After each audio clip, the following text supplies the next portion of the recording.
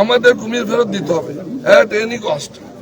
Government security ensure কিভাবে করতে চায় আমরা সহযোগিতা করবো। যদি না করেন তাহলে আমরা কি ব্যবস্থা করতে আমরা বলবো জানি কুমির কিভাবে আনতে হয়। আমাদের বক্তব্য হচ্ছে আমি রাজনীতি করি বাদ দিন, আমি এখানে মাজারে খাতে আমার 650 বছর ধরে এখানে কুমির আছে আমার থেকে অ্যাক্সিডেন্ট বহু আগে হয়েছে, আমাদের ছোটকালে হয়েছে।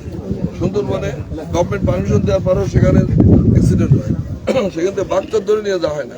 প্রয়োজনে এখানে সেফটি ইনশিওর করে বা এখানে কুমিররা আপাতত আটকায় রেখে আমরা একটা চিন্তাভাবনা করতো, গভর্নমেন্ট চিন্তাভাবনা করতো, কিন্তু কুমির দিয়েছে আমার তো মানে বাগেরহাটের একটা ইতিহাসের অংশ নষ্ট করা হয়েছে।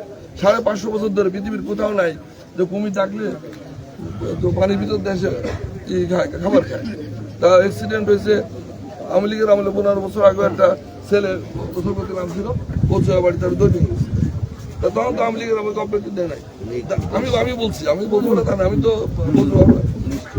বক্তব্য হচ্ছে যে আমরা হঠাৎ করে ডিসিশন নিচ্ছে গভর্নমেন্ট নিচ্ছে, দেন আমি গভর্নমেন্টের আপিল করতে চাই আমাদের কুমির ফেরত দিতে হবে, আমাদের কুমির ফেরত দিতে হবে এট এনি কস্ট। আমি ব্যারিস্টার সাহেবকে বলছি, ফরিদ ভাইকে বলছি, আমরা দুইজন এখানে আছেন, আমাদের দায়িত্ব অভিভাবক।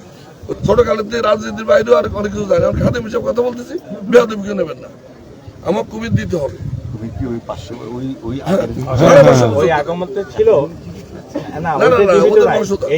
এই কুমিরটা না 45 বছর বয়স, এরকম ওই যে আমরা মাদ্রাস তা না।